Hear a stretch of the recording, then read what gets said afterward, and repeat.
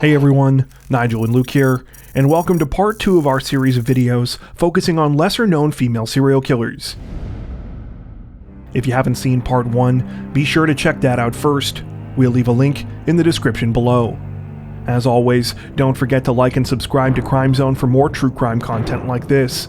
It really helps us to continue building the channel. With that out of the way, here is part 2 of 3 lesser-known female serial killers.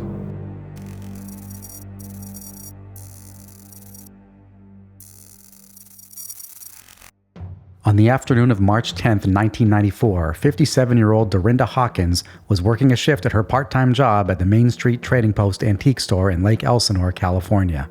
The day was progressing as usual, with the normal trickle of customers coming in to browse through the shop's many items. When a short blonde woman in her 30s entered the store that afternoon, Darinda thought nothing of it. The woman appeared to simply be looking around and eventually inquired about buying a frame for a picture that she wanted to put up in her house. These were kept in the back of the store, and Darinda gladly led the woman there to have a look.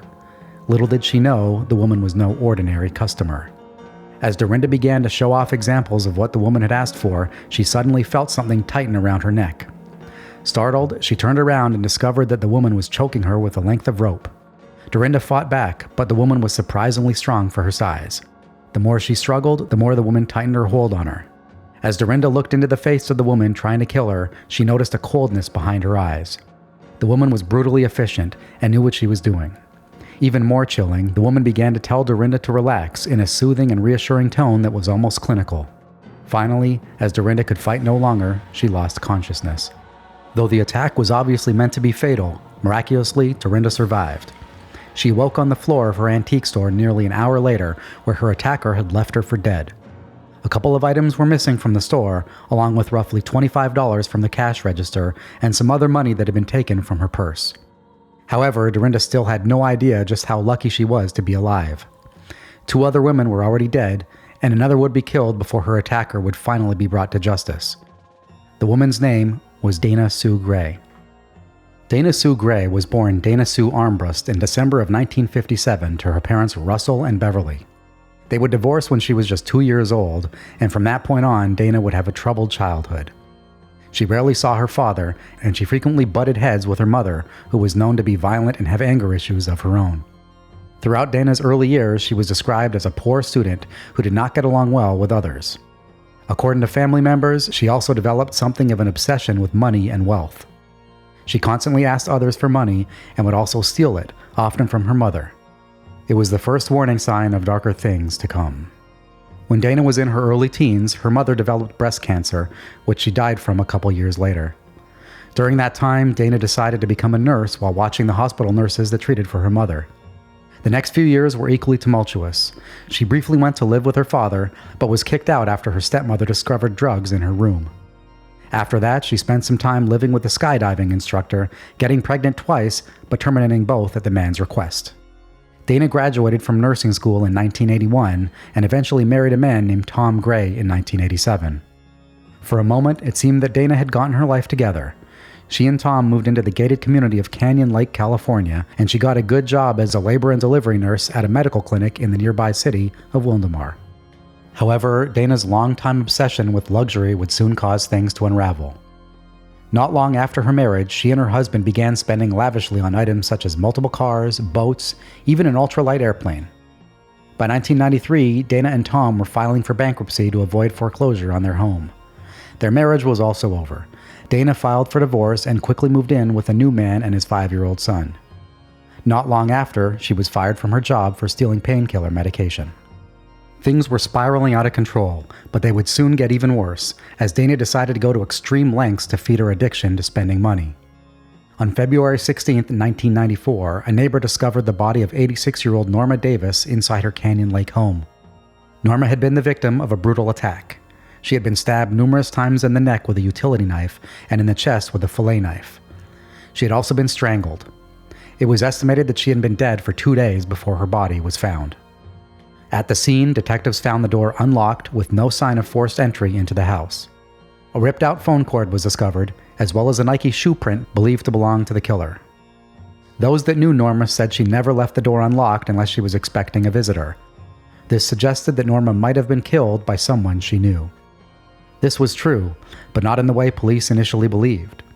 It turned out that Norma Davis was the mother-in-law of a woman named Jerry, who had remarried in 1988 after Norma's son had passed away. The man she had married was Dana Sue Gray's father, Russell Armbrust. However, in the immediate aftermath of Norma's murder, police did not yet have any reason to suspect Dana. Instead, they briefly turned their attention to Jerry Armbrust, after finding out a couple of details they believed were suspicious. First, Jerry had continued to care for her mother-in-law after her husband had passed away. Police felt that it was unusual that she would take care of a non-blood relative in this way. Jerry also admitted that she had been at Norma's house around the time that the crime was thought to have taken place, saying that she had dropped off groceries but had not gone upstairs where Norma usually watched TV to say hello. Police found this behavior strange, particularly that she had not spoken to Norma when she dropped off the groceries. However, further chilling incidents would soon reveal that Jerry Armbrust was not the person investigators were looking for. Less than 2 weeks later, another woman from the Canyon Lake area, 66-year-old June Roberts, was also found strangled and beaten to death in her home.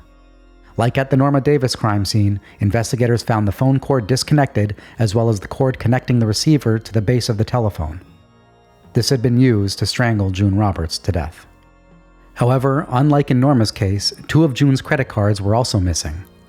Detectives got their first major break in the investigation when they were told by June's daughter that she had received a call from her mother's bank advising her of suspicious activity on her account the day that she died. The purchases had included swimsuits, cowboy boots, vodka, and numerous pairs of expensive shoes in both women's and men's sizes. Investigators interviewed many of the people working at the businesses where the purchases had been made and received consistent reports of a short, blonde woman in her 30s, sometimes accompanied by a man or a small child. By early March, police had already started to theorize that the murders of Norma Davis and June Roberts were connected, and that they could be dealing with a serial killer. The theory was all but confirmed following the attack on Darinda Hawkins on March 10th.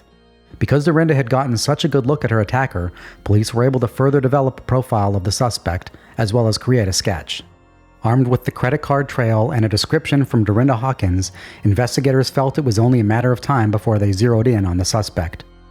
It turned out that they would receive yet another lucky break in the case when Jerry Armbrust brought up a name she thought might be of interest while talking to police: Dana Sue Gray.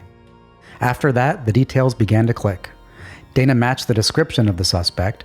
She would have been traveling with a man and young boy when she made some of the illegal credit card purchases, and like Jerry Armbrust, she also knew Norma Davis. Though investigators had cracked the case, they were sadly too late to prevent Dana from killing her third and final victim. On March 16, 1994, the same day police obtained a warrant to search her property in Wildomar, Dana attacked and killed 87-year-old Dora Beebe in her home in Sun City just a few miles east of Canyon Lake. Like in the murders of Norma Davis and June Roberts, Dora had sustained multiple violent injuries before being strangled. Her body was found later that day by her boyfriend, Louis Dormand. After committing the brutal crime, Dana stole Dora's credit card and went on yet another shopping spree, also withdrawing $1,700 from the dead woman's bank account. Finally, on March 17th, Dana was arrested at her home. A search of the property was conducted, leading to the discovery of numerous pieces of incriminating evidence. Along with thousands of dollars in stolen cash, investigators found several items that had been purchased with the credit cards Dana had stolen from her victims. They also found other items that had been taken directly from the crime scenes, such as a bank book belonging to June Roberts and keys that had been taken from the antique store where Dana had attacked Darinda Hawkins. After being taken in for questioning, Dana admitted to stealing the credit cards and items from her victims, but denied murdering anyone. When this story broke down under the weight of the overwhelming evidence police had against her, Dana claimed that she had gotten desperate to buy things and that shopping was the only thing that put her at rest. Dana was subsequently charged with the murders of June Roberts and Dora Beebe, as well as the attempted murder of Darinda Hawkins.